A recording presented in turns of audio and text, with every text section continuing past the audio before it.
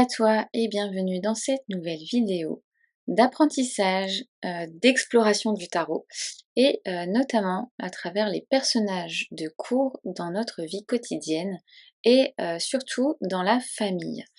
Alors j'ai décidé de faire cette vidéo tout simplement parce que j'adore les personnages de cours dans le tarot qui sont au nombre de 16. On a 22 arcanes majeures, 10 numérales de chaque suite, puisqu'on a 4 suites, et à la suite des 10, on a les valets, les cavaliers, les reines et les rois. Donc on a 4 personnages par suite, donc 16 personnages de cours au total. Les personnages de cours, c'est souvent la bête noire des nouveaux apprentis du tarot. C'est vrai que quand on apprend le tarot, c'est pas forcément évident de se dire qui ce personnage va représenter. Est-ce qu'il me représente moi? Est-ce qu'il va représenter une personne extérieure euh, à, à ce tirage, donc c'est-à-dire une personne de notre entourage? Est-ce qu'il va le représenter dans ses accès positifs ou au contraire dans ses versants négatifs? Donc ça a été primordial pour moi, pour bien interpréter mes tirages, d'aller explorer en profondeur ces personnages qui, tu le verras, sont fascinants. Donc peut-être que tout comme moi, tu apprécies ces personnages de cours et c'est pour ça que tu visualises cette vidéo. Ou alors, à contrario, peut-être que tu as envie de te familiariser davantage avec eux.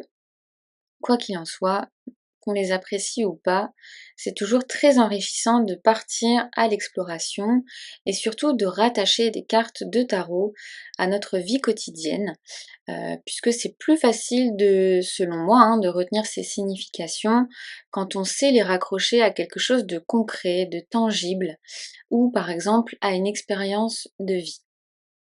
Donc du coup j'ai mes petites notes, parce que j'ai pris pas mal de notes pour être sûre de rien oublier. On va vraiment aller les explorer en long, en large et en travers. Et j'ai pris beaucoup de notes parce que je voulais vraiment apporter du concret dans cette vidéo, puisque c'est le but, comme je te le disais, d'aller un petit peu rattacher ces personnages de cours à des personnes de notre entourage et de notre famille notamment.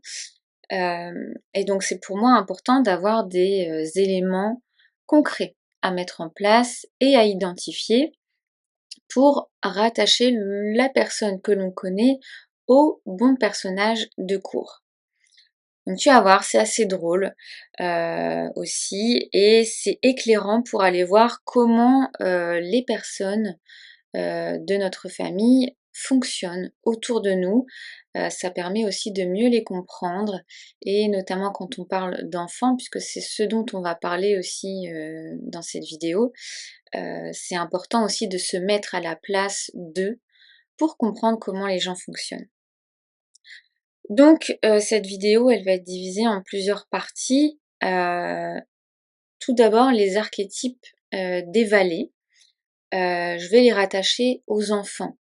Quand je parle d'enfants, je parle de maternelle primaire, voire début du collège. Pour les cavaliers, je vais les rattacher aux adolescents. Adolescents, voire jeunes adultes. Tu sais, à partir du moment où les enfants, on va dire les grands enfants, entrent en rébellion contre le système, contre les parents, et qui se forgent, on va dire, leur propre personnalité. Ensuite, les reines et les rois, je vais pas rattacher les reines aux mères et les rois aux pères, tout simplement parce qu'on est dans un monde moderne, alors même si je trouve qu'il y a davantage de féminité dans une reine, ça veut pas dire qu'une femme ne peut pas être roi et qu'un homme ne peut pas être reine, y compris de toute manière avec les enfants ou les valets. Pour moi, ce sont des personnages aussi bien féminins que masculins. Idem pour les cavaliers, même si moi par exemple dans mon Otaku Tarot, j'ai souhaité représenter les reines par des femmes, les rois par des hommes, les valets par les deux sexes et les cavaliers par des hommes. Tout simplement parce que j'attache de l'importance au fait que sur les valets, on est plutôt sur le yin, comme sur les reines, et sur les cavaliers et sur les rois, on est plutôt sur du yang, donc du feu, du masculin, etc. Mais ça veut rien dire, surtout à l'heure d'aujourd'hui, où on peut avoir des couples mixtes, voire des personnes qui se cherchent. Donc c'est pour moi important de te dire que une mère peut à la fois être reine ou être roi, etc. Après, le but ici, bien évidemment, ça va pas être de mettre une personne ou un enfant dans une case, même si par la force des choses, on va le faire. Ça veut pas non plus dire que si ton enfant est valet de bâton quand il est à la maternelle, ça veut pas dire qu'il restera valet de bâton à l'école primaire. Ça veut pas dire que s'il est valet de bâton tout au long de son enfance, qu'il va devenir cavalier de bâton. Hein, on peut très bien être valet de bâton et devenir cavalier de denier. En général, c'est plutôt linéaire, mais et moi je connais des personnes comme ça dans mon entourage qui ont changé du tout au tout simplement parce qu'il y a un déclic à un moment donné, tout simplement parce que on va exercer peut-être un premier métier, un premier stage dans notre vie qui va faire qu'on va évoluer et par cette évolution, il est possible de changer de suite. Ok? Tout comme à l'âge adulte, il pourrait être possible qu'à un moment donné, je me retrouve reine de denier, puis qu'à un moment donné, survient un événement plus ou moins important dans ma vie et je deviens reine de bâton, par exemple. Donc ça, c'était important pour moi de te le souligner, parce que on n'a pas non plus besoin de se sentir enfermé dans une case sans pouvoir y sortir à un moment donné. Donc, je vais te décrire à chaque fois comment je canalise l'égrégore, l'archétype de chaque personnage de cours, euh, en y amenant des exemples plus ou moins concrets. Et ce que j'ai adoré faire aussi, c'est pour l'énergie des enfants, des adolescents, les raccrocher à des activités, à un comportement scolaire. Donc tu verras, c'est super chouette. Et du coup, pour être sûre de rien oublier, je vais parfois regarder mes notes, mais parce que je connais pas tout par cœur, hein, malheureusement. Ça me vient, il y a beaucoup de choses qui me viennent en écrivant. Et de ce fait, je vais faire défiler un petit peu quelques personnages de cours. Donc j'ai pris un tarot Rider-Waite classique. Donc pour ça, j'ai pris le JK Tarot de Tarot Collectible. C'est un tarot classique que j'aime beaucoup, hein, qui a été revisité par un artiste, je sais plus, alors je sais que c'est en Asie, mais j'ai pas envie de faire une bêtise, je sais plus s'il est coréen, chinois, japonais, je sais plus. Donc ce tarot, il a été réédité par justement les tarots collectibles il y a très peu de temps. Ensuite, je vais utiliser également le Soul Shadow Tarot de Yéna. Je l'aime bien, surtout pour les personnages, parce que c'est intéressant d'avoir comment dire, des personnages de cours représentés par des personnes de pop culture, donc on peut rattacher à des personnalités, on va dire. Ensuite, j'ai décidé de prendre le old school parce qu'il fait très enfantin aussi, donc c'est assez chouette pour ce genre de vidéo. Et après, bien évidemment, j'ai pris le Otaku Tarot pour les mêmes raisons que le Soul Shadow. J'aime bien, euh, j'aime bien représenter les personnages de cours par des vraies personnalités, enfin des vraies personnalités, des personnalités qu'on connaît à travers des personnages fictifs ou de la vie réelle. Donc voilà, je pense que cette introduction a assez duré et on va se lancer dans le vif du sujet. Donc j'ai décidé de rattacher les valets de bâton aux enfants, tout simplement. Alors, enfin, j'ai décidé, c'est très connu hein, que les valets ont une énergie jeune, ont une énergie de début, ont une envie de découverte. Ça, c'est quelque chose qui est commun à chaque valet. Et donc, pour moi, c'est l'enfance. Quand on est enfant, on a peur de rien, on a envie de tout découvrir, hein. Là, moi, je suis dans un âge avec mon fils, là, à 18 mois, il sait marcher, donc il touche à tout parce qu'il a envie de tout connaître, de tout découvrir de ça. Est-ce que ça casse ça? Est-ce que quelle sensation ça a au niveau du toucher, etc. Donc les valets, c'est vraiment l'élan de la découverte, se lancer dans quelque chose. C'est la curiosité aussi. Donc, on va débuter avec le valet de bâton. Donc, le valet de bâton, c'est l'énergie feu. Donc, dans son prisme positif, le valet de bâton, il va être curieux, il va être créatif. On est sur des enfants qui sont pleins d'énergie et qui ont toujours une idée derrière la tête. Ensuite, dans son versant négatif, le valet de bâton, il va être impatient. Il va vouloir, comme je te le disais, toucher à tout et aussi il se lasse très vite des choses. C'est celui qui va sortir un jouet, il va faire 2-3 minutes avec et après il va vouloir passer à autre chose. Donc le valet de bâton, c'est quand même assez énergivore à gérer. Et lui aussi, en tant que valet de bâton, il va s'épuiser peut-être assez vite. Et en fait, quand je te le dis comme ça, c'est pas dans mes notes, mais dans l'enfance, on pourrait même rattacher le valet de bâton à la petite enfance. Comme je te le disais, par exemple, mon fils, là, il est dans un âge valet de bâton. Alors ça veut pas dire que lui, il va être valet de bâton, mais je pense qu'il est à un âge, quand on débute dans l'enfance, c'est pour ça que je te dis, les valets, je les raccroche peut-être limite à partir de l'école primaire. Parce qu'avant ça, crèche, maternelle, ils évoluent tellement vite qu'ils vont passer par toutes les phases, on va dire, du valet de bâton. À l'âge de, là où je te dis, il commence à marcher, etc., on est dans le valet de bâton. Parce que ils n'ont pas une capacité de concentration hyper longue, c'est pour ça qu'ils continuent de faire des siestes. Ils ont envie de tout découvrir, d'explorer, etc. Parce qu'ils commencent à marcher, hein. Les bâtons, c'est l'action aussi, c'est le mouvement.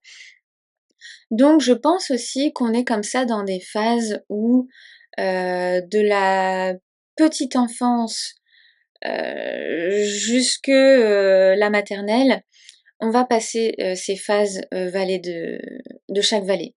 Par exemple, au moment du valet d'épée, on va être où on commence à découvrir la parole, à vouloir apprendre, voilà, les mots, etc.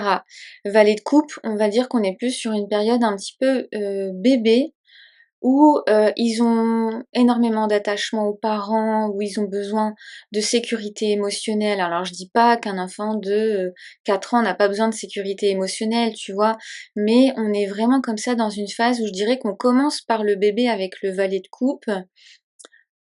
Ensuite, c'est un peu un mélange, hein, c'est pas évident parce qu'il y a des enfants qui vont commencer peut-être limite à parler avant de marcher, tu vois. Donc la parole, l'apprentissage, etc., on va être sur le valet d'épée. Le valet de denier, on va être sur les choses concrètes du quotidien, apprendre à manger, apprendre à être propre, etc. Donc si vraiment je devais y mettre un ordre, je mettrais peut-être coupe, bâton, épée et denier, mais tu vois, ça se mélange. Enfin, là, mon fils de 18 mois, il marche. Il veut commencer à faire des choses par lui-même aussi. Tu vois, un exemple tout bête, il veut faire comme moi, il veut donner à manger au chien, il veut apprendre à manger tout seul, etc. Quand je lui lis des histoires, il me montre toutes les images pour que je lui dise cette image-là, ça correspond à tel mot, tu vois. Donc c'est un petit peu flou. Je dirais vraiment coupe, bâton, denier, épée et encore que. Donc à toi de voir, mais je voulais vraiment te représenter ce schéma-là. Donc on va dire qu'ici, avec les valets, on est vraiment à partir de l'école primaire, on va dire, quand l'enfant commence à évoluer un petit peu moins vite et qu'il a vraiment une personnalité. Alors je dis pas qu'avant il y en a pas, hein, faut pas faire d'amalgame, mais voilà, j'essaye vraiment que ce soit clair pour toi dans ma manière d'expliquer les choses. Euh, donc après, au niveau le défi. Le défi de cet enfant, ça va être, quand il est valet de bâton, d'apprendre la persévérance. C'est un enfant qui peut peut-être avoir du mal à gérer la frustration aussi. Ensuite, dans ce qu'il déteste, je l'ai dit, hein, il déteste l'ennui, la routine. Il va avoir des appétences pour la curiosité, le mouvement, vouloir expérimenter les choses. Et comme type pardon, d'activité, cet enfant, il va aimer les jeux de rôle où il peut inventer des personnages. Il a aussi un certain goût pour se donner en spectacle. Il aime au centre des attentions. Donc c'est un enfant qui va par exemple adorer faire des représentations de danse, des choses comme ça. C'est un enfant qui est très spontané. Donc par exemple, c'est un enfant qui pourrait aimer le théâtre d'improvisation, par exemple. Et ensuite, c'est un enfant, oui, c'est ça, qui adore les activités en extérieur.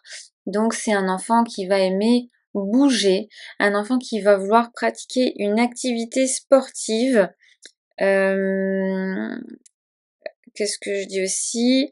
Et en tant que parent, c'est important aussi de peut-être privilégier des activités du coup dynamiques et assez courtes, puisque comme on l'a vu précédemment, il va se lasser rapidement. Au niveau de la vie sociale, on est la vie sociale, la vie scolaire. J'ai voulu aussi amener une dimension un petit peu plus scolaire. Donc comment va se comporter cet enfant à l'école? C'est un enfant extraverti, donc qui va rapidement réussir à se faire des amis parce qu'il n'a pas peur d'aller vers les autres. C'est un enfant qui peut aimer attirer l'attention, donc par exemple en faisant le clown, en aimant faire des blagues et comme je le disais, se mettre en avant par rapport aux autres.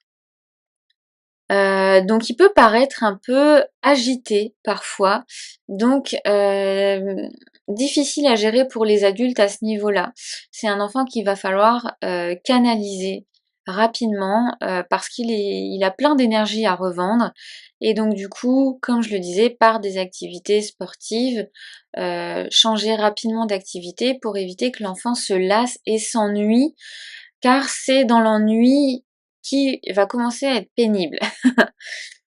Au niveau des études, cet enfant, il adore les projets, notamment les projets qui tournent autour de la créativité. Euh, donc ça peut être l'art aussi créative, le sport, c'est un enfant qui va adorer faire le sport à l'école.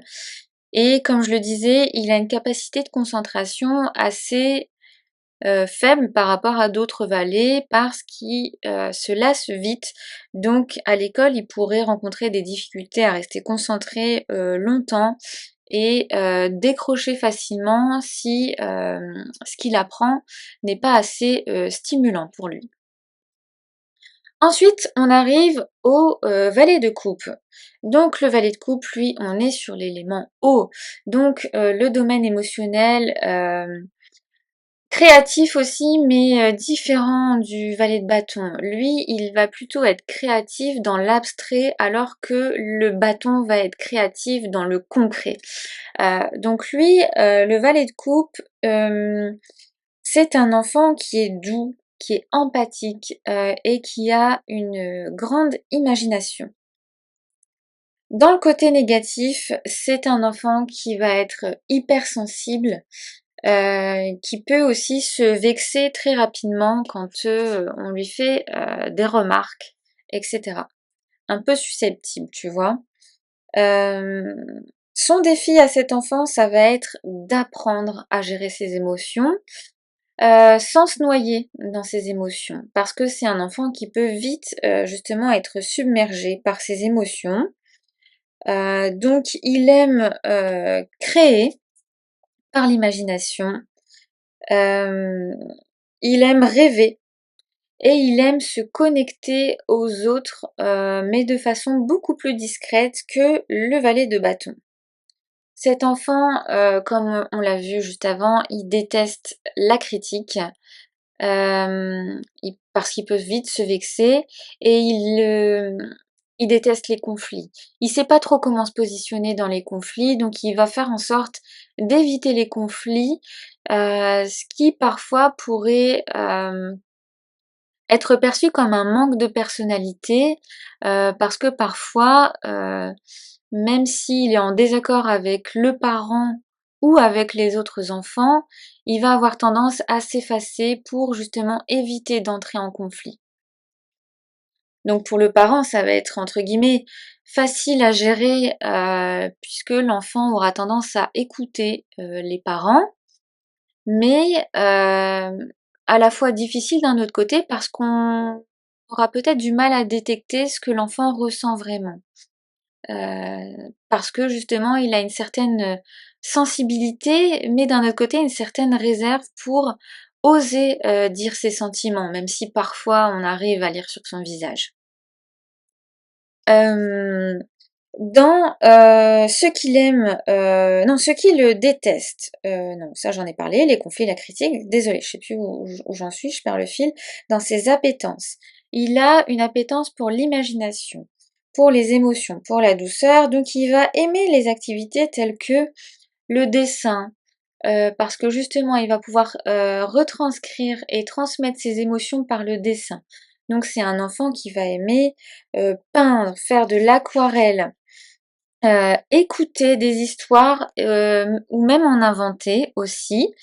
Euh, c'est un enfant qui va aimer tout ce qui est peluche, par exemple, doudou. Il aura besoin comme ça d'attache émotionnelle, de créer du lien avec ses jouets, des choses comme ça. C'est un enfant qui aura tendance dans la vie sociale à, j'ai oublié de le dire aussi, il va, au-delà des histoires, c'est un enfant qui aime bien la musique, le chant. Tu vois, au-delà de lui conter des histoires, il aime qu'on lui chante des comptines, des choses comme ça. Tu vois, on retrouve quand même cet aspect plus bébé que enfant. Donc dans la vie sociale, cet enfant, c'est un gentil. C'est un gentil, c'est un sensible, qui va souvent être apprécié des autres enfants, mais pas parce que, tu vois, le valet de bâton, il va avoir tendance à être apprécié par admiration. Lui, le valet de coupe, il va être apprécié pour sa gentillesse, pour sa douceur. Ça va pas être un enfant populaire, mais plutôt un enfant qui a un ou deux meilleurs amis, tu vois, qui va réussir à se créer un petit groupe, tout simplement parce qu'il est timide et qui va se sentir vulnérable quand il est dans un groupe d'amis un petit peu trop grand. Donc au niveau des études, c'est un enfant qui va aimer les arts visuels, l'écriture, euh, le français, tu vois, la matière du français, ça c'est très valet de coupe pour moi. Et après, il va aimer tout ce qui est musique, art plastique, les choses comme ça. Et il pourrait rencontrer cet enfant des difficultés dans les matières un petit peu trop rigides, telles que les maths, où on fait plus appel à la logique parce que lui, la logique c'est pas son dada. Donc tout ce qui est maths, sciences, à partir du moment où c'est pas très ludique pour lui, il va vite se sentir un petit peu dépassé. C'est un enfant qui accorde beaucoup d'importance et d'attache à son monde intérieur. Donc c'est un enfant qui va pas trop apprécier les environnements bruyants, conflictuels ou compétitifs. Si par exemple ton enfant est valet de coupe et que tu le mets dans un sport d'équipe par exemple, je suis pas sûre qu'il se sente à l'aise. Euh, ou alors dans un environnement qui implique par exemple de faire de la compétition, des choses comme ça, ça va plutôt avoir tendance à le stresser que le stimuler. Alors ça veut pas dire qu'un enfant valet de coupe ne peut pas faire de compétition, mais qu'il va falloir être vigilant parce que ça aura tendance à vite le stresser et par exemple en cas de défaite, il sera capable de se remettre en question. Alors oui, il y a une remise en question à faire, mais à surveiller dans le sens où il faut pas qu'il se sente nul entre guillemets parce qu'il a perdu quelque chose. Donc ça c'était le valet de coupe. Ensuite, avec le valet de denier, là on est sur l'élément terre, donc on est sur les choses concrètes, matérielles, tangibles. Donc le valet de denier en tant qu'enfant, c'est un enfant dans le positif qui est très studieux, qui est très appliqué, qui est assez volontaire. Par exemple, dans le positif, en tant que parent, c'est un enfant qui va vouloir euh, aider le parent rapidement à faire des choses de la vie de tous les jours. C'est un enfant pour qui ranger, ça va être facile parce que lui, il a besoin que tout soit ordonné pour se sentir bien. Donc c'est un enfant qui va être volontaire, comme je le disais, et dans le versant un petit peu négatif, c'est un enfant qui pourrait être un peu trop rigide, perfectionniste ou anxieux face à l'échec ou face à l'improvisation. Donc cet enfant, il va aimer construire, il va aimer comprendre et il va toujours vouloir s'améliorer, se perfectionner. Donc ce qu'il déteste, lui, c'est l'imprévu, c'est l'instabilité. C'est par exemple un enfant qui a besoin il se sent en sécurité quand il a des règles bien établies, quand l'heure du coucher c'est telle heure, quand l'heure du manger c'est telle heure. Sinon, il va vite pouvoir être déboussolé par un emploi du temps qui change. Pour lui, par exemple, partir en vacances et changer un petit peu l'emploi du temps, ça pourra être déstabilisant. Donc il a des appétences, pardon, ce valet de denier pour le concret, la minutie, la construction. Donc ça va par exemple être des activités telles que les Lego, les puzzles, aider papa et maman à faire des choses, apprendre à faire du bricolage, apprendre à faire la cuisine, tu vois, vraiment des choses concrètes de la vie quotidienne. Il va aimer aussi par exemple le jardinage, parce qu'il aime voir les choses qu'il fait évoluer et être utile, tu vois. Ensuite, il va aimer les jeux de société, hein. D'ailleurs dans le tarot d'Ina, on voit c'est un geek, hein, ce valet de denier, donc il va aimer un petit peu tout ce qui est jeux de société, les activités manuelles aussi telles que la pâte à modeler, faire des mosaïques, tu vois, des choses comme ça. Euh, il aime en fait vraiment avoir des résultats tangibles et il a tendance à perdre complètement les pédales quand il est dans un environnement où il se sent déboussolé. Donc, dans la vie sociale, cet enfant, il est plutôt discret et sérieux. Ça va pas être l'enfant le plus populaire de l'école, mais qui va être respecté quand même par sa façon de faire, parce qu'il est appliqué, parce qu'il prend le temps, etc. Il peut avoir du mal, cet enfant, à aller vers les autres, hein, d'ailleurs ça lui va bien, hein, tu vois, à Neuville-Long-du-Bas. Euh, Tout simplement parce que il se sent à l'aise en fait cet enfant avec ce qu'il connaît. Et donc face à l'inconnu, il pourra être perturbé. Donc c'est un enfant qui va réussir à se faire des amis, mais avec le temps, et du coup il aura tendance à avoir des amis euh, sur la durée. Hein, un valet de denier, il change pas de il change pas d'amis tous les ans, tu vois. Il a tendance à garder les mêmes amis et c'est un enfant qui pourrait se sentir en sécurité si il retrouve les mêmes amis qu'il a eu dans la classe de l'année dernière, par exemple, tu vois. Ensuite, qu'est-ce que j'avais mis aussi au niveau des études? Il va aimer tout ce qui est exercice. Par exemple, cet enfant, il aura du mal à comprendre avec une leçon. Il aura besoin d'exécuter pour comprendre la leçon. Donc il va aimer les exercices. Donc c'est un enfant euh, qui aimera par exemple les maths, les sciences, parce que c'est très concret, et, euh, et peut-être aussi, ouais, c'est pas trop, non, le français, non, non, ça va plus au valet de coupe. Donc je dirais, ouais, les maths, tout ce qui va avoir de la logique, mais qui peut être applicable, tu vois. Un enfant qui est très exercice. Après, pour moi, le denier, je le vois quand même plus polyvalent que les autres valets. Ouais, je le vois quand même beaucoup plus polyvalent. Ensuite, on passe au valet d'épée. Donc là, avec les épées, on est sur le domaine de l'air, donc la parole, la curiosité intellectuelle, euh,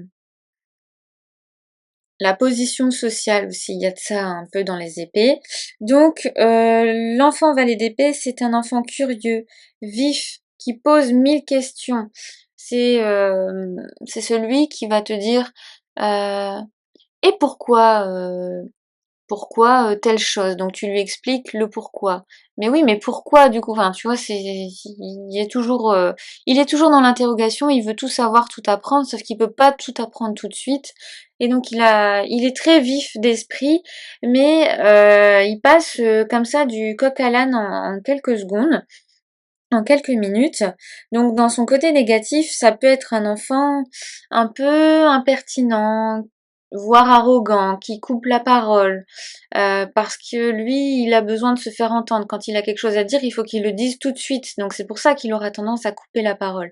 Parce que voilà, ça fuse dans sa tête et il a besoin de sortir tout ce qu'il a en tête pour se sentir un petit peu plus allégé. Donc le défi en tant qu'enfant et en tant que parent, hein, ça va être d'apprendre à écouter les autres, euh, d'apprendre à se taire parfois, ou bah, comme je te le disais, apprendre à ne pas couper la parole, apprendre à écouter les opinions des autres, apprendre à laisser de la place aux autres aussi. Décidément, j'ai oublié de faire passer mes cartes. Dans ce qu'il déteste, non, pardon, désolée, hein, je me perds un peu dans mes notes là parce que j'ai écrit trop petit. Dans ce qu'il aime, il va aimer, comme je te le disais, comprendre les choses, débattre. Il adore discuter. Il adore exprimer ses idées, donc les débats, ça lui va très bien. Argumenter, par contre, ce qu'il déteste, c'est quand il demande pourquoi ça, c'est la réponse bah parce que c'est comme ça. Alors lui, ça, il supporte pas. Donc si tu as un enfant valet d'épée, il va falloir apprendre à lui expliquer les choses, même si parfois ça t'agace un petit peu. Parce il a besoin d'une raison en fait pour comprendre les choses. Euh, ses appétences, donc comme je te le disais, il a une curiosité intellectuelle, un goût pour les débats et la communication. Donc il va adorer par exemple les jeux de devinettes, les énigmes, les escape games, alors qui seront adaptés à son âge hein, aussi. Les quiz, les trucs, tu sais, les memories là avec les images que tu retournes pour retenir les paires, etc. Les mots croisés pour les enfants, tu vois, les choses comme ça. C'est un valet, par exemple, un enfant, par exemple, qui adore les cahiers de vacances, lui, tu vois, parce que ça va stimuler un petit peu sa, son cerveau. Donc, tu vois, ici, moi, j'ai mis comme Iéna, hein, le valet d'épée, j'ai mis Hermione Granger, ça lui va tellement bien.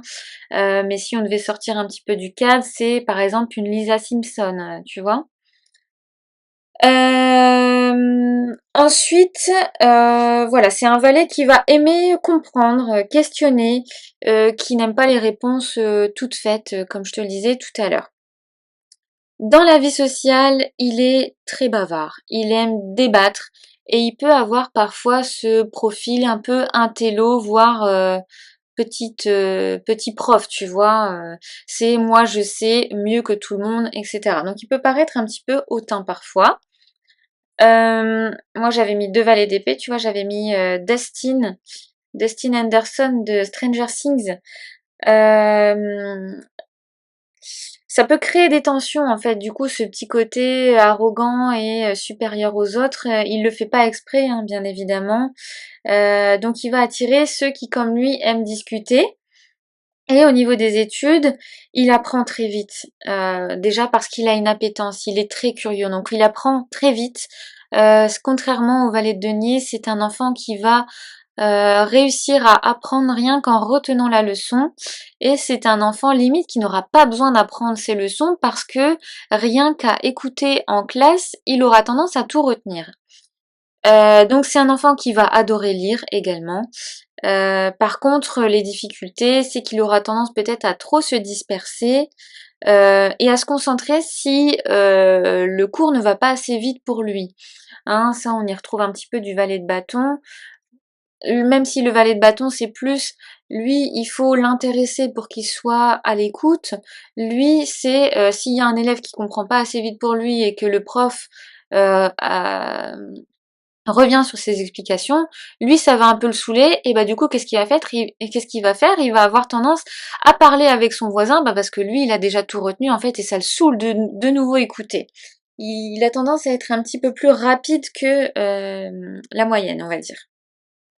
Donc ça c'était pour les enfants, on va dire, de l'école primaire, voire collège, ça dépend de, on va dire, du degré de maturité de l'enfant, puisque bah on a des enfants dans la vie qui évoluent différemment. Donc on aura des enfants très matures à la quatrième, alors que d'autres le seront moins. Donc après, à toi de voir dans quel âge, on va dire, dans quel âge se situe ton enfant. Est-ce qu'il est plutôt valet ou est-ce qu'il est plutôt déjà cavalier? Donc, on passe aux cavaliers.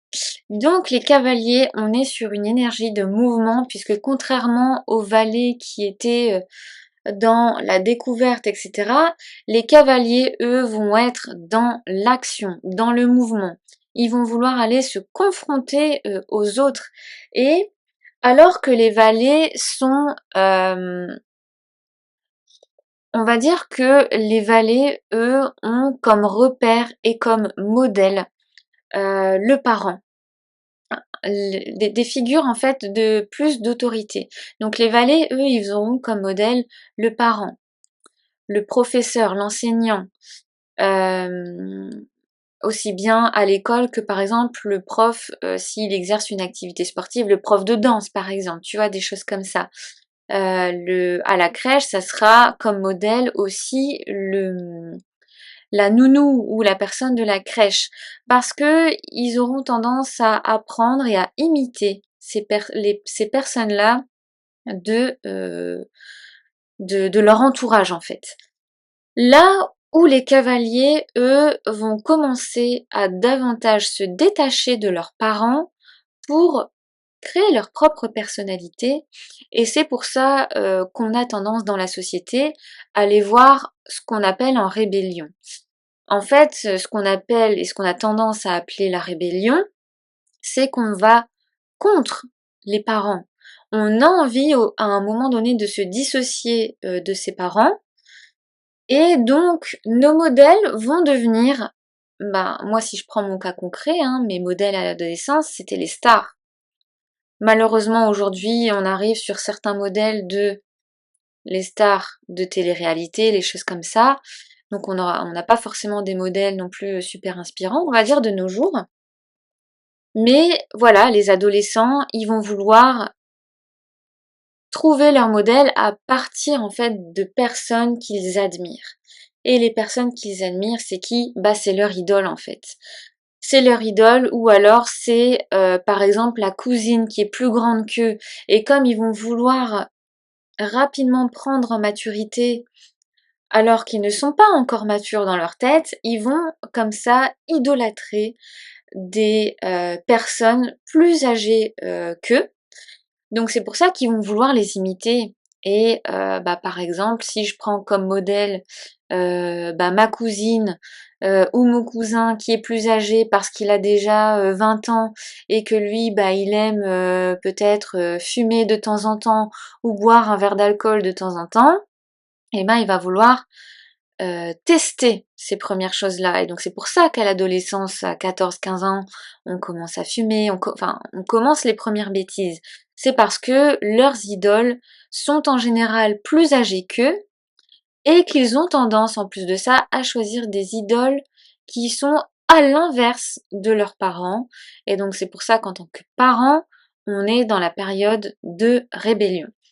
Bref, je digresse un petit peu, mais je trouve ça en fait super intéressant de retrouver ça dans les cavaliers en fait du tarot. Donc le cavalier de bâton ado, ça va être un adolescent aventurier, charismatique, fonceur, il est partant pour tout. Voilà, il a envie de découvrir, c'est un adolescent qui va adorer les voyages, etc. par exemple. Quand je dis adolescent, voilà, jeune adulte, hein, on s'entend. Ensuite, dans le négatif, ça va être un adolescent très impulsif, très tête brûlée, qui se met parfois dans des situations ingérables parce qu'il aura tendance à agir avant de réfléchir. C'est par exemple l'ado qui va suivre les copains alors que les copains sont en train de faire une bêtise, donc il suit les copains sans se rendre compte des conséquences qu'il va y avoir derrière. Ensuite, cet ado, le défi, ça va être de canaliser son énergie sans s'autodétruire. Ce que j'appelle s'autodétruire, c'est qu'il a envie de tout faire, etc. Donc il aura tendance à cramer son énergie très rapidement. C'est un ado qui adore les sports collectifs. Lui, c'est le foot, le basket, le rugby. Il se sent très à l'aise dans ce genre de sport, voire il adore être le capitaine de l'équipe, limite, hein, tu vois, parce qu'il adore être mis en avant et entraîner les autres dans le mouvement. Il adore les activités d'extérieur telles que l'escalade, le VTT, les choses en fait qui vont l'épuiser parce qu'il a de l'énergie physique à revendre. Euh, c'est un ado qui va aimer aussi tout ce qui est ça, je l'ai pas précisé pour le valet de bâton, mais par exemple, le valet de bâton, c'est l'enfant qui va adorer les centres aérés, tu vois. Lui, il va adorer tout ce qui est partir en colonie, voyage scolaire, etc. Autant, tu vois, t'as des enfants qui, quitter leurs parents pour le voyage scolaire, ça va les stresser un petit peu. Lui, oh, je suis une semaine sans mes parents, allons-y. Valet de bâton et cavalier de bâton, pareil. Il se sent très indépendant beaucoup plus rapidement que tout autre personnage en fait de la cour. Le valet de coupe, le cavalier de coupe vont avoir tendance à être très accrochés à leurs parents, les deniers à leurs repères. Les énergies plus yang comme le cavalier de bâton, le cavalier d'épée, le valet de bâton, le valet d'épée, ils sont quand même beaucoup plus indépendants eux. Donc partir en voyage, ça ne leur fait pas peur. Ensuite, c'est c'est aussi des ados, des jeunes adultes qui aiment se mettre en avant. Donc par exemple, dans notre époque moderne, c'est des ados qui adorent créer du contenu. Ils vont vouloir se mettre en avant peut-être sur les réseaux assez facilement, par exemple à travers de la création de contenu sur YouTube, des choses comme ça, pour montrer leurs exploits, parce que les cavaliers de bâton, voilà, ils aiment être mis en avant, enfin se mettre en avant, donc ça va être filmer leurs exploits et les mettre en ligne, des choses comme ça. Ça va être ouais créer des défis sur TikTok, tu vois, les trucs qu'on voit maintenant, les chorés, ça c'est très cavalier de bâton aussi. C'est un ado qui aime l'intensité, les défis. Donc, en tant que parent, ça peut être très stressant, je pense, d'avoir un ado cavalier de bâton parce que c'est voilà, il aime le danger, il aime les défis, etc. Donc, comme il fait tête brûlée, Il a tendance à tester des nouvelles expériences, etc. Donc en tant que parent, c'est pas facile à gérer. C'est un ado qui s'ennuie en fait. S'il a pas d'action, lui, par les temps de pluie, il va être déprimé, tu vois, s'il reste enfermé parce que il a besoin de sortir, de voir des gens, etc. Au niveau de la vie sociale, c'est un ado très populaire, très charismatique, qui aime les bandes d'amis, voire, comme je te le disais, un peu comme être le capitaine de l'équipe, être le chef de la bande d'amis, le centre en tout cas de la bande d'amis, c'est celui qui va rassembler. Les autres l'admirent beaucoup pour son humour et justement par les défis aussi qu'il ose se lancer. Donc il n'est pas du tout timide, hein, il est plutôt extraverti. Et s'il est mal encadré, il peut vite devenir perturbateur ou un leader négatif, tu vois. Un petit côté autoritaire qui commence à ressortir un petit peu. Au niveau de ses études, ce cavalier de bâton, il va préférer l'action, la pratique à la théorie. Il est excellent en sport, en projet pratique aussi, en projet de groupe, etc. Ça, c'est quelque chose qu'il va savoir faire facilement. Il peut vite prendre le lead, tu vois, dans les projets de groupe, vite prendre, être à l'aise à prendre la parole, etc. Ça, il n'y a pas de souci. Par contre, dans les matières un petit peu trop abstraites comme la philo, la littérature, enfin là où il n'y trouve pas d'intérêt, il va avoir tendance à vite s'ennuyer, à décrocher. Donc lui, par exemple, les cours magistraux, tu sais, à la fac, etc., ça va être un petit peu compliqué pour lui, parce qu'il pourra manquer un petit peu de sérieux.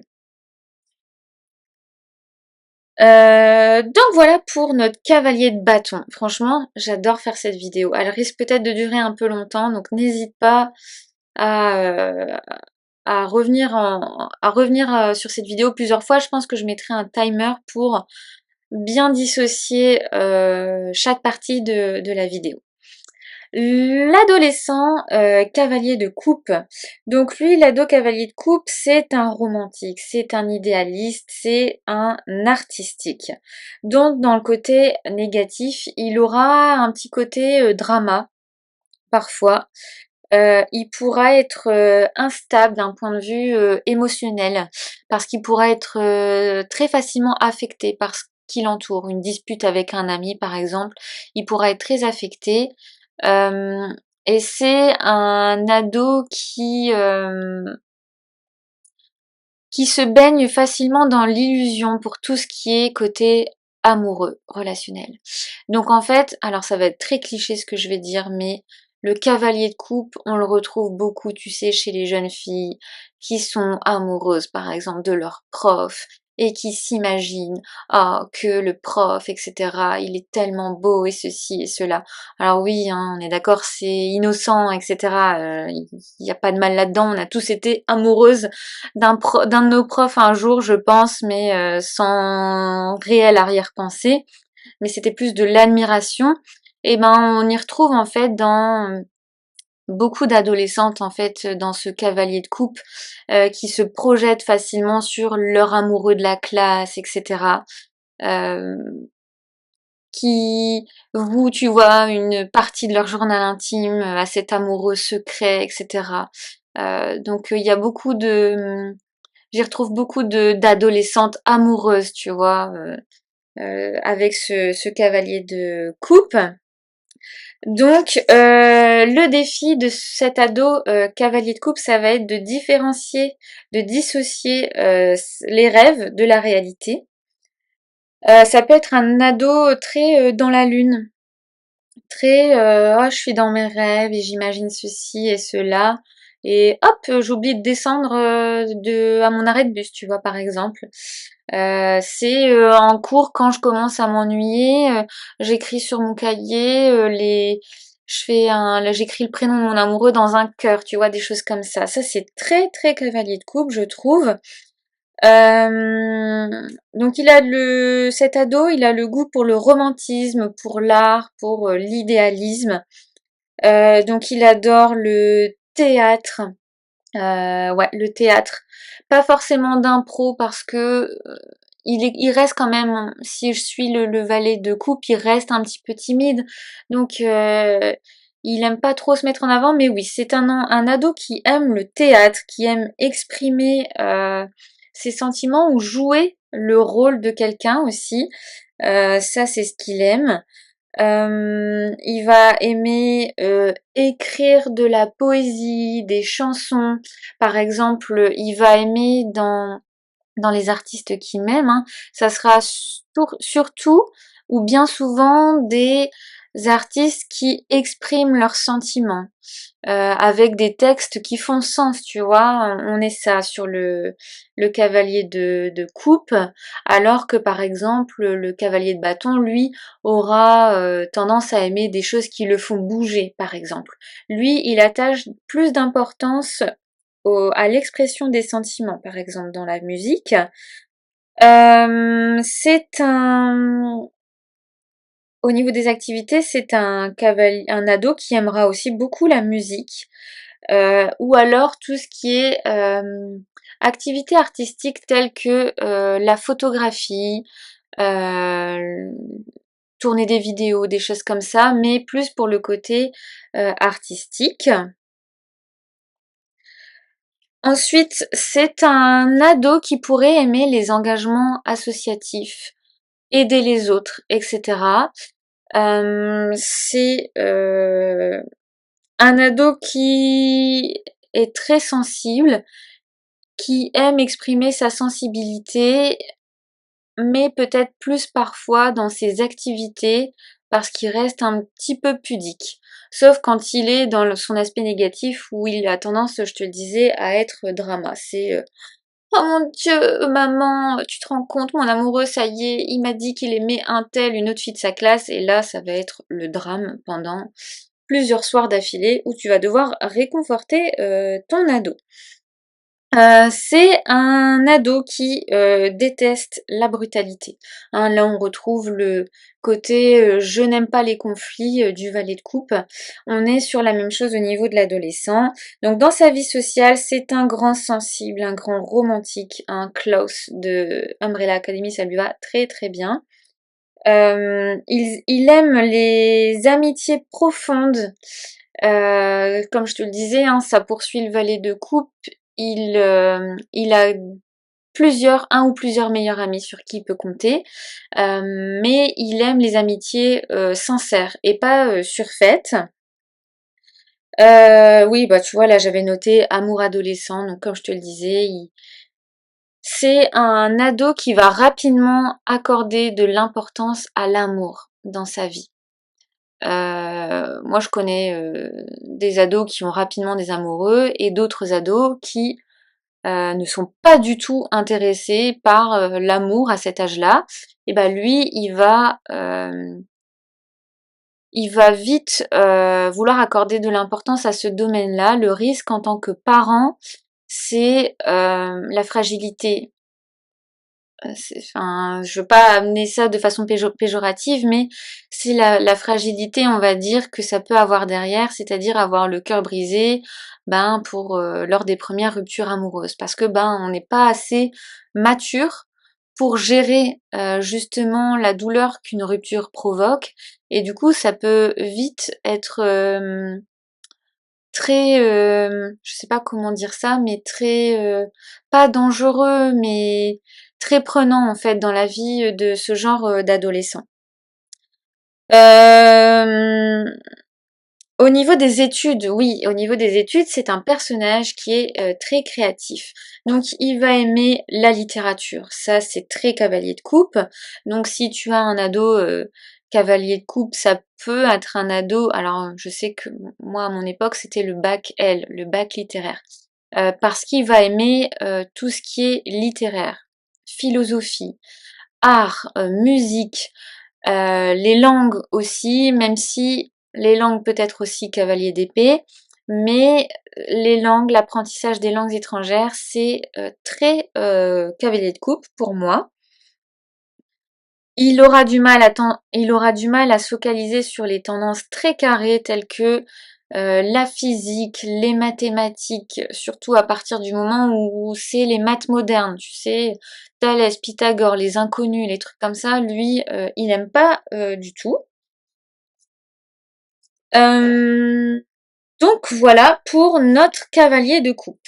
Je pense que je t'apporte quand même des choses très concrètes et ça devrait, je dis bien ça devrait, être facile pour toi de euh, rattacher les personnages que je te présente à tes enfants ou alors à toi en tant qu'enfant. En tout cas, moi, quand j'ai commencé à prendre les notes, je dis mais oui, moi, enfant, j'étais ça, ado, j'étais ça. Et moi, je suis restée très coupe tout au long de l'enfance, jusque l'âge adulte. Donc, comme quoi, tout à l'heure, je te disais que ça pouvait changer. Moi, je suis restée très dans les coupes. Le cavalier de denier. Donc le cavalier de denier en tant qu'ado, c'est un ado sérieux, fiable et méthodique. C'est celui, t'as pas besoin de lui dire de faire ses devoirs parce que d'office, lui, c'est carré. Il sait ce qu'il a à faire, à quel moment il a à faire. Il est limite autonome dans le fait de faire ses devoirs. Alors bon, à l'adolescence, j'espère bien, mais on sait très bien hein, que des fois, les ados, quand on leur fait confiance, bah lui, pas du tout. Lui, tu peux lui faire confiance. Il est appliqué dans ce qu'il fait. Sur le côté négatif, c'est qu'il pourrait être lent dans sa manière de faire les choses. Dans la même manière où le valet de denier pourrait paraître lent dans le sens où il a besoin d'expérimenter et de faire des exercices pour comprendre la leçon, lui, en fait, il est très perfectionniste et il va avoir tendance à prendre le temps de faire ses devoirs. Donc un devoir maison qui devrait durer une demi-heure, lui, il aura peut-être tendance à mettre 3/4 d'heure, voire une heure pour le faire. Donc ça peut être compliqué parce que bah, quand on a beaucoup de devoirs, etc., après, ça peut vite prendre des ampleurs et il peut vite se sentir dépassé par son emploi du temps. Il manque un peu de spontanéité, donc c'est-à-dire qu'il va être très performant dans les devoirs à la maison, mais par exemple dans les interros surprises, lui il va complètement être en panique parce que bah, s'il n'a pas révisé, il va avoir du mal à improviser. Alors que par exemple, le cavalier de bâton et le cavalier d'épée, eux, vont être très bons à l'oral, etc. Le cavalier de coupe, il va avoir tendance à suivre un petit peu son intuition dans ses réponses. Bah lui, s'il manque de méthode, il est un peu perdu. Euh, donc ça peut être compliqué à gérer aussi en tant qu'enfant et donc en tant que parent.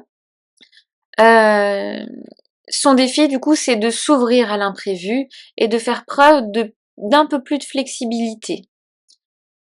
C'est par exemple un ado qui peut avoir du mal à comment je pourrais dire ça? Il va avoir par exemple besoin de faire un planning. Si il a beaucoup de devoirs à un moment donné, il a besoin de faire un planning pour s'organiser.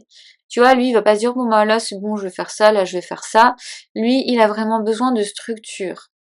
Donc ça suit quand même bien hein, l'enfant valet de denier qu'on avait tout à l'heure.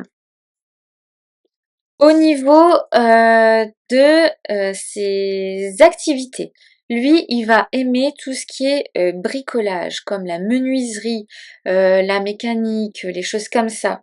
Les choses bien concrètes de la vie. Euh, il va aimer tout ce qui est projet pratique, comme par exemple si tu lui donnes une mission à faire à l'école, etc. Je sais pas. Qu'est-ce que je pourrais dire? Par exemple, bon ben il y a un animal dans la classe et il faut prendre soin de l'animal. Bah lui, il va aimer tout ce qui est comme ça. Donc ici, on va quand même avoir des ados qui se tournent rapidement vers des métiers d'apprentissage et des métiers pratico-pratiques, tu vois. Je dis pas que c'est un ado qui va pas faire de longues études, mais c'est un ado qui va par exemple aimer faire un contrat en alternance. Pourquoi? Parce que au-delà des cours, il va plus apprécier l'aspect j'applique mes cours à quelque chose. Donc on y retrouve quand même plutôt ici l'apprenti, tu vois. Euh, Au niveau des activités sportives, on est plutôt sur des activités solitaires. mais quand même physique, contrairement au cavalier de coupe, qui lui était plus dans l'imagination, etc. Lui, il va aimer tout ce qui est, par exemple, le travail sur la durée. Donc, ça va être la musculation, ça va être la natation, tu vois, l'équitation, les choses qui demandent un petit peu du temps, mais qui travaillent quand même un peu le corps, et quelque chose de routinier, de régulier, tu vois. Au niveau de la vie sociale, donc on est sur une personne, un ado, comme je le disais, assez discret. Il a peu d'amis, mais de bons amis. Il est respecté justement pour être fiable, fidèle, toujours présent. Il va au niveau des études, bon, j'ai digressé un petit peu tout à l'heure, mais il est travailleur, il est rigoureux, il fait ses devoirs, il avance lentement et il va aimer lui tout ce qui est matière concrète comme les ressources humaines, l'économie, tu vois, les choses comme ça. Qu'est-ce que j'avais mis d'autre? Oui, après, voilà, j'avais mis manque de créativité. Lui, c'est vrai que les arts plastiques et tout, ça va pas être son truc, parce qu'il a quand même besoin d'une certaine logique. Donc, il va exceller dans les études de logique ou dans les matières qui demandent de la logique. Donc moi, j'avais mis, j'ai oublié de le passer parce que j'ai terminé avec le cahier de Denis, j'avais mis Willy Wonka. Tu vois, on a le travail routinier, perfectionniste, euh, qui il gère son propre savoir-faire en fait. Ensuite, on a le l'ado cavalier d'épée. L'ado cavalier d'épée, donc on a les cavaliers épée et bâton se rejoignent peut-être parfois sur certains points, hein. Le cavalier d'épée en tant qu'ado, il est brillant. Il est courageux, il défend ses idées avec une grande ferveur. Donc il peut, quand il n'est pas d'accord avec ses parents, ça peut facilement aller au clash. Tandis que le cavalier de bâton, il va avoir tendance à faire ses coups en douce, des choses comme ça, être très indépendant de son côté. Lui, il n'hésite pas à aller au clash, à répondre aux parents, etc. Donc c'est quand même pas évident à gérer parfois.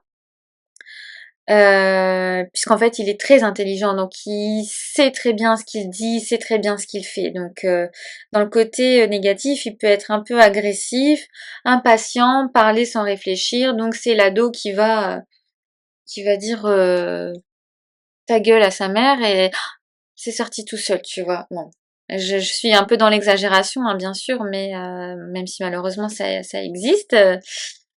Pas toujours évident de canaliser des ados, mais voilà, ça c'est un petit peu cavalier d'épée. Quand il est énervé, il a besoin de s'exprimer et ça peut vite dégénérer. Donc son défi, c'est d'apprendre la diplomatie et la patience. Il a des appétences pour exprimer ses idées, pour les débats, pour l'action mentale. Donc lui, il va aimer euh, les débats scolaires. Il va aimer tout ce qui est plutôt, moi j'allais dire oral, expression orale, mais non, pas forcément. Mais il va par exemple la philo, ça c'est une matière qu'il va adorer aussi, parce que du coup dans la philo il peut exprimer ses idées, il peut digresser tout ce qu'il veut, il peut prendre la parole même si c'est par l'écrit. Euh, il aime bien aussi le cavalier d'épée. Alors, les jeux vidéo, je dirais que c'est un mix de cavalier de denier et de cavalier d'épée, mais pour moi, il est très aussi jeu vidéo, ce cavalier d'épée. Euh, il va aimer tout ce qui est lecture qui va le faire réfléchir. Par exemple, les lectures les trucs policiers, les polars, les choses comme ça, tu vois.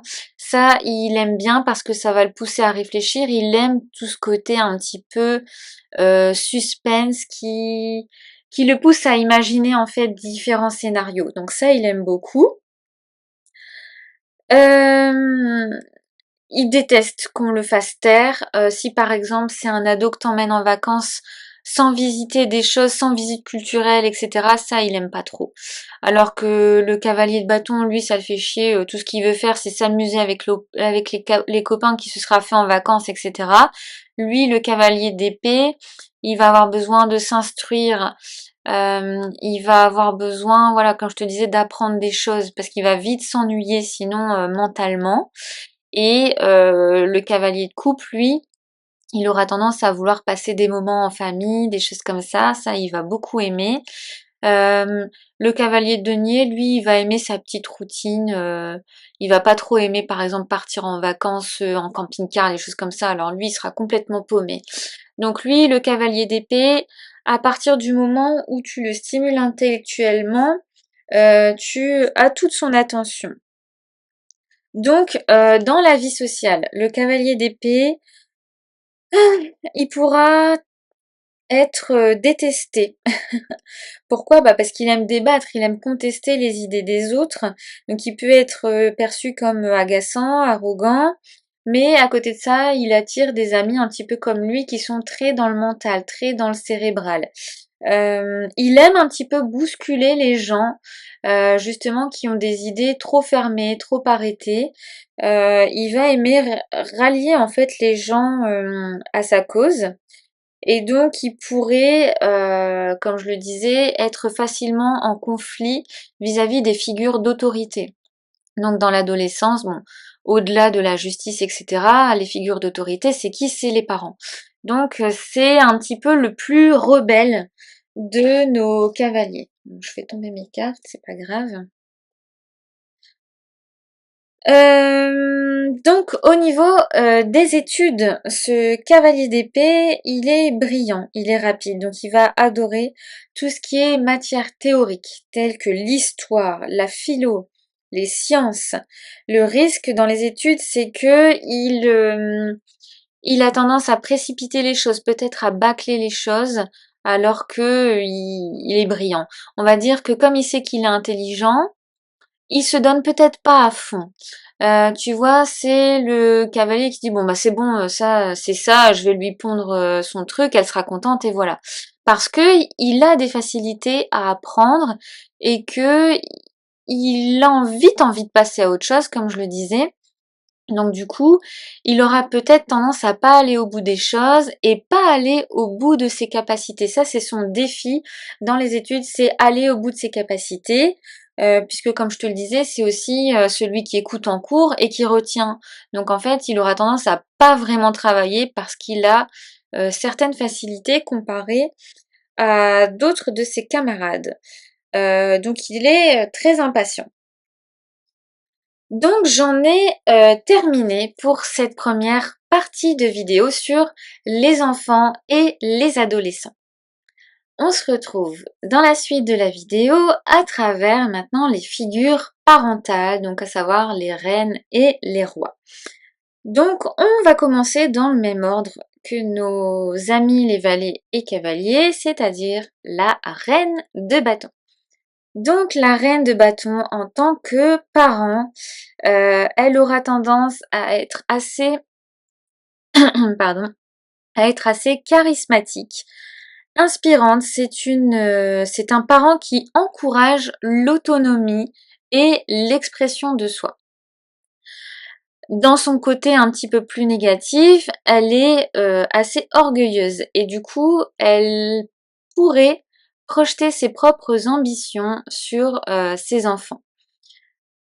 Son défi en tant que parent, c'est d'aimer sans condition, parce que la reine de bâton, elle aime être au centre de l'attention. Donc quand son enfant ne s'accomplit pas ou ne s'épanouit pas forcément, elle aura peut-être tendance à être déçue. Alors ça peut paraître dur ce que je dis, mais voilà, on a tous nos côtés ombres. Et c'est important d'aller les explorer, même si c'est pas toujours très plaisant ou même si c'est inconfortable. Donc la reine de bâton en tant que parent, son défi, c'est de rester fier de son enfant même s'il échoue. C'est de rester fier de lui quand il n'ose pas se lancer ou faire des choses, parce que elle ose. Donc si elle a un enfant qui a tendance à être timide, réservé, introverti, elle va peut-être avoir tendance à le bousculer un peu trop et à être déçue si jamais son enfant refuse de la suivre. Tu vois ce que je veux dire? Elle aime être prise comme modèle. Donc si l'enfant ne lui ressemble pas, elle aura du mal à le comprendre et à aimer, on va dire, sans condition, à être fière et à assumer le caractère de son enfant. Je vais passer un petit peu plus vite hein, sur le côté rôle parental, puisqu'on voit en fait deux rôles parentaux par suite. Et je trouvais ça aussi beaucoup plus intéressant de focaliser la vidéo sur la partie des enfants. Au niveau... donc je t'ai même pas montré les deux autres reines de bâton, c'était celle-ci. Au niveau de la reine de coupe. Alors, où est-ce qu'elle est ma reine de coupe ici? Bah oui, je t'ai même pas montré celle-ci. Elles n'étaient pas dans le bon ordre. Alors, désolée hein, pour le cafouillage, comme j'avais pris 4 jeux et que je passe plus vite sur les reines, enfin les parents. Hop! Ce cafouillage ne sera pas coupé au montage, hein, tant pis. La reine de coupe en tant que parent. Donc la reine de coupe, elle est très intuitive, très aimante, protectrice avec son enfant. Elle arrive facilement à créer un cocon affectif pour ses enfants. Par contre, dans son côté ombre, elle aura tendance à être la mère poule, tu sais, celle qui veut absolument être fusionnée à son enfant, à être trop étouffante, à trop se sacrifier aussi pour son enfant. Elle aura tendance à ne pas le pousser à faire des choses seule parce qu'elle le couve un petit peu trop, elle a peur qu'il lui arrive quelque chose, elle fait à sa place pour pas qu'il se sente vulnérable, des choses comme ça, tu vois. Donc la reine de coupe, c'est un petit peu la mère poule qui a du mal à lâcher son enfant. Elle, par exemple, tu lui dis que son enfant part en voyage scolaire, elle est en PLS pour son enfant, alors que son enfant va très bien se débrouiller tout seul et que c'est plus pour elle finalement qu'elle se sent pas très bien. La mère reine de denier, enfin la mère, désolée, je prends le déformation, le parent reine de denier. J'ai oublié de dire que le défi de la reine de coupe, c'est ça va être de pas se sacrifier, c'est de prendre soin d'elle autant qu'elle prend soin des autres. Alors, le parent reine de denier, c'est la nourricière. C'est la protectrice aussi, mais d'un point de vue matériel. Le parent reine de coupe aura tendance à protéger émotionnellement son enfant. Tandis que le parent reine de denier aura tendance à protéger son enfant d'un point de vue matériel. C'est le parent qui veille à ce que son enfant manque de rien.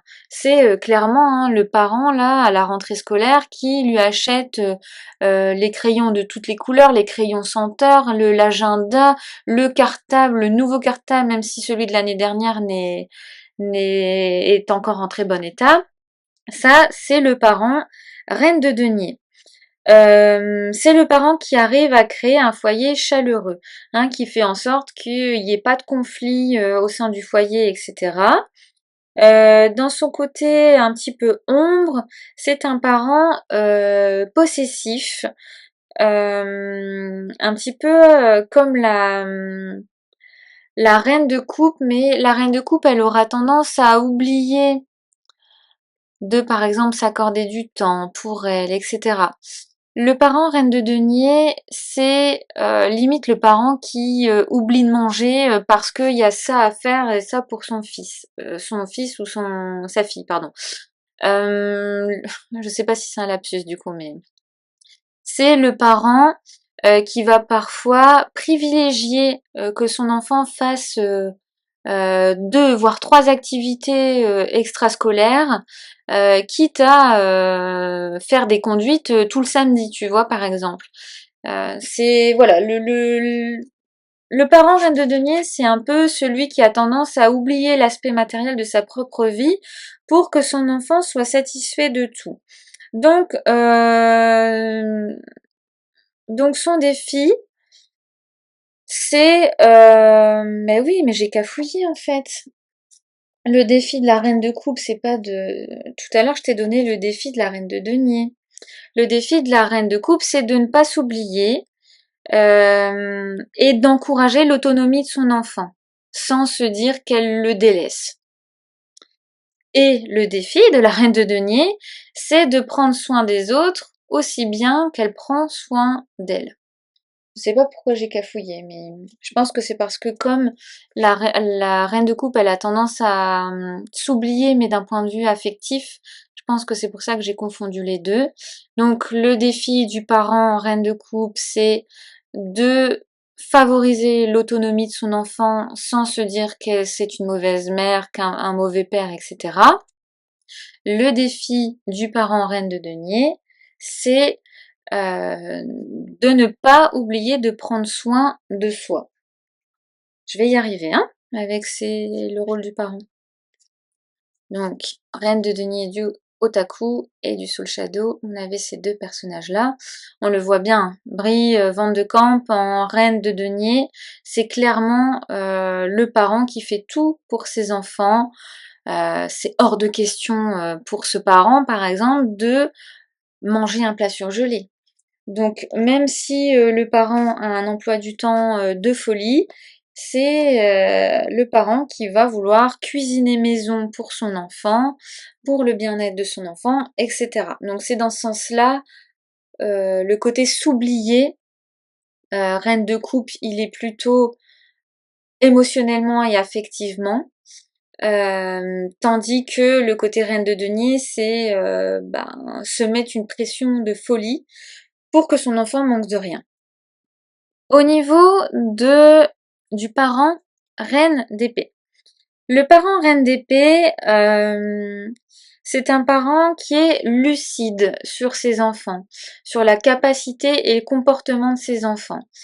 Parce que par exemple, le parent reine de coupe va avoir tendance à trouver des excuses à ses enfants s'il fait une bêtise ou quoi. Le parent reine d'épée, non, c'est celui qui est assez strict, même s'il est moins strict, on le verra, hein, que le roi d'épée. Mais le parent reine d'épée, c'est celui qui est intelligent. Donc, il va réussir, je ne sais pas comment, mais à rester calme et, par exemple, à gérer la colère pas de son enfant, hein, mais sa propre colère, son propre agacement ou sa propre impatience de façon intelligente, parce que c'est un personnage et un parent assez calme. Je sais pas trop comment, il faudrait que je te donne un exemple concret, mais c'est par exemple si son enfant lui dit non, non, non, et lui il va rester calme et il va lui dire tu dois faire ça pour telle et telle raison. Tu vois, il donne en fait du sens aux ordres qu'il peut donner, parce que c'est un parent qui peut paraître un peu plus strict que les autres reines, par exemple, et il apprend très rapidement l'autonomie à son enfant, contrairement à la reine de coupe.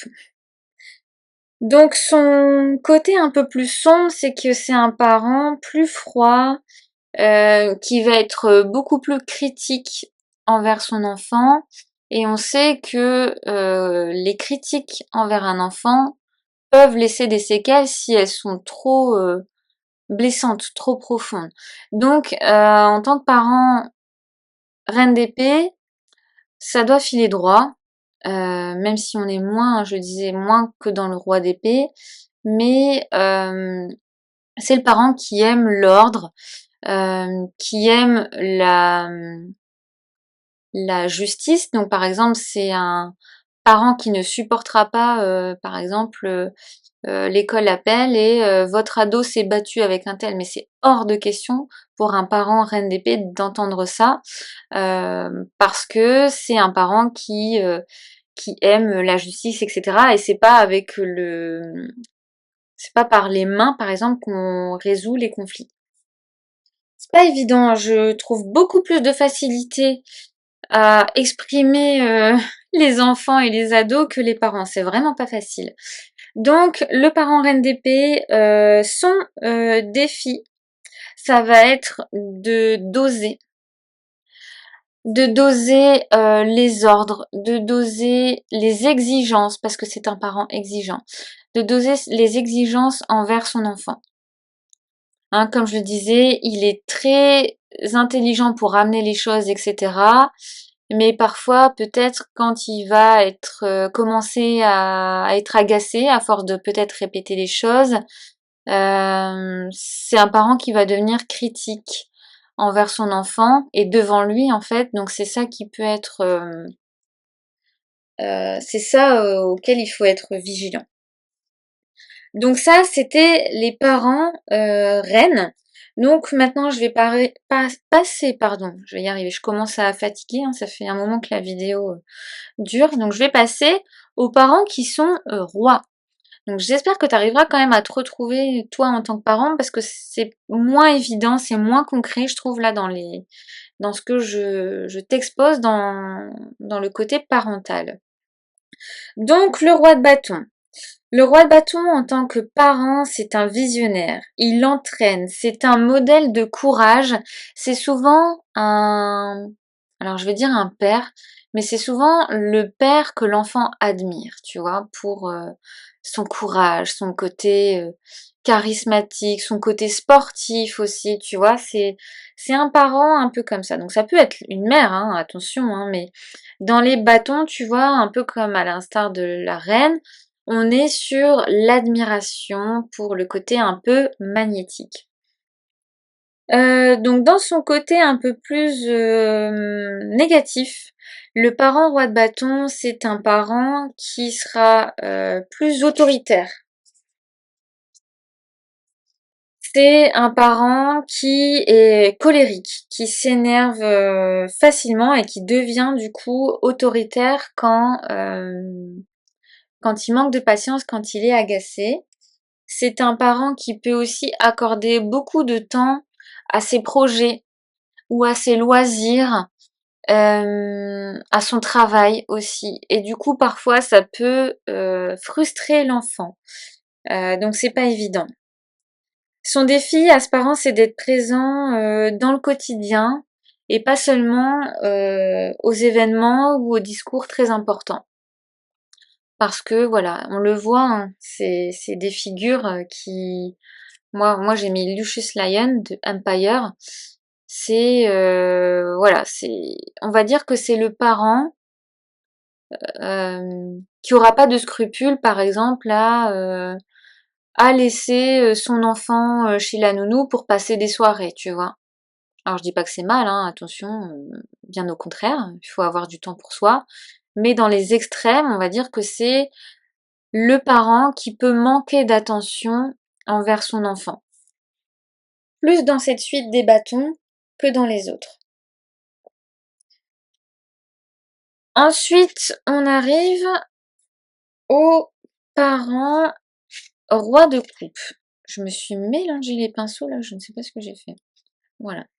Le parent roi de coupe. Alors lui, c'est un parent qui est bienveillant, qui est juste, qui est très à l'écoute et qui comprend facilement ses enfants. Hein, le roi de coupe, on le sait, il comprend facilement les émotions des autres, etc. Donc c'est un parent qui connaît très bien ses enfants et qui est très à l'écoute de ses enfants. Dans le côté ombre, c'est pas facile parce que c'est peut-être un parent passif qui fuit les conflits, qui fuit ses responsabilités quand ça commence à être compliqué, quand il faut de la fermeté, et ben lui c'est celui qui disparaît. C'est le parent qui a pas envie de prendre de décision. Typiquement c'est maman, papa, est-ce que je peux faire ça? Je sais pas, va voir ta mère. Tu vois, c'est celui qui fuit un petit peu les responsabilités parce qu'il aime être bien vu de ses enfants. Et donc c'est un parent qui a du mal à assumer parfois son rôle de parent dans le sens structure, dans le sens je mets des limites, je suis un peu plus stricte parce que là ça part en vrille. Lui, il a du mal à faire ça, ce parent, parce que il a besoin, il aime être aimé, il aime passer des bons moments. Sur ça, il n'y a pas de souci, mais à partir du moment où l'enfant commence à faire preuve de rébellion, voilà, de manque d'écoute, etc., il aura tendance à être un petit peu moins présent. Donc son défi à ce parent, ça va être de poser des limites claires sans perdre de sa douceur, puisque faut pas non plus, s'il est un parent aimant, à l'écoute, doux, etc., il peut pas non plus du jour au lendemain devenir hyper autoritaire comme pourrait l'être un roi d'épée par exemple. Euh, donc voilà pour le parent roi de coupe. On le voit hein, d'ailleurs Carlyle Cullen dans la famille Cullen de Twilight, c'est un peu cet archétype-là hein, que je décris ici. Ensuite, on va passer au parent roi de denier. Le parent roi de denier, lui, c'est le pilier. C'est le responsable de la famille. Il est bâtisseur de sécurité, ce roi de denier. Donc ça va être un parent qui est un repère très fort pour la famille, pas que les enfants, mais la famille. C'est celui qui va inculquer des choses très pratico-pratiques à ses enfants. Il va leur donner des clés, des compétences, enfin tu vois, il va vraiment leur apprendre des choses concrètes de la vie qui pourront lui servir dans la vie. Par contre, du coup, il a d'assez hautes exigences en matière de réussite pour ses enfants. Si par exemple pour lui réussir c'est avoir le bac, et ben si son enfant ne veut pas passer le bac ou s'il n'a réussi pas son bac, et ben son estime aura tendance à baisser un petit peu, tu vois.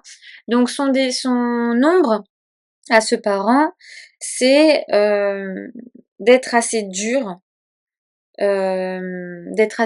en termes de réussite pour ses enfants.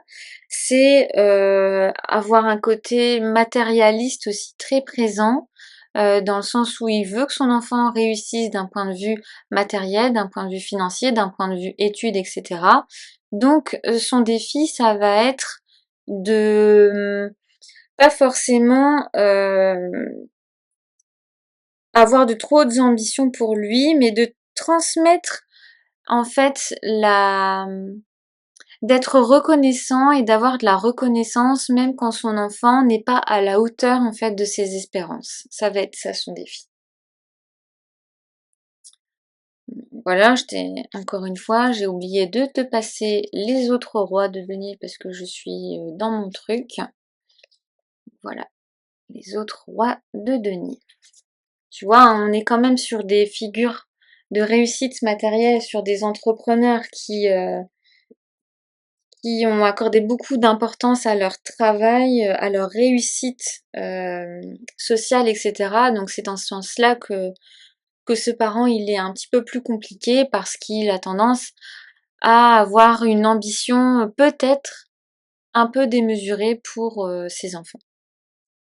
Donc on termine avec le dernier parent qui n'est autre que le roi d'épée. Donc le roi d'épée en tant que parent, c'est pas facile non plus à avoir quand on est enfant, hein, puisque bon, c'est un parent qui est juste, qui est rationnel, qui transmet des valeurs assez fortes au niveau de l'éthique, du discernement, etc. Par contre, à contrario, c'est un parent qui est très rigide, qui peut être aussi vieille école, et un parent qui manque de tendresse parce que c'est le parent qui va avoir tendance à faire preuve d'autorité, de beaucoup de fermeté, de beaucoup de règles, etc. Et il a tendance à oublier qu'un enfant a besoin de beaucoup d'amour. Et je dis pas que c'est le parent qui manque d'amour, mais c'est le parent qui a du mal à exprimer ses sentiments envers son enfant. C'est le parent qui aura tendance à plus montrer son côté colérique de lui parce que l'enfant n'a pas respecté les règles, etc., plutôt que son côté fierté ou sentiment, etc. On le sait, hein, le roi d'épée, il a tendance à occulter un petit peu ses sentiments, donc son défi, lui, c'est de mettre un petit peu plus de sentiments, d'expression, de démonstration d'amour envers son enfant, même si il n'est pas à l'aise avec ça, parce qu'un enfant, il a besoin d'entendre qu'il est aimé, même si au fond un enfant sait qu'il est aimé, je pense, parce que les parents, pour moi, aiment forcément leur enfant, mais voilà, c'est le parent qui aura tendance à avoir des difficultés à exprimer son amour pour son enfant. Voilà. Donc j'en ai terminé avec cette partie parents de la vidéo. J'espère que ça te plaît et que tu me suis toujours, parce que c'est un petit peu moins fluide. Je vois que je commence à fatiguer un petit peu. Je te retrouve dans la dernière partie de cette vidéo, tout simplement pour te partager en fait deux tirages. Un tirage en tant que parent et un tirage en tant qu'enfant pour essayer de faire un petit état des lieux de ton lien avec ton enfant. Donc le premier tirage, c'est un tirage qui te positionne toi en tant que parent. Alors si tu n'as pas d'enfant, tu n'es pas obligé de faire ce tirage, bien évidemment, mais tu peux le faire par exemple pour tes animaux. Tu peux le faire si tu es manager, si tu gères une équipe. Tu peux le faire si tu as des neveux, des nièces, des choses comme ça. Donc la première carte, je vais peut-être prendre un tarot pour illustrer un petit peu le tirage. C'est toujours un petit peu plus sympa.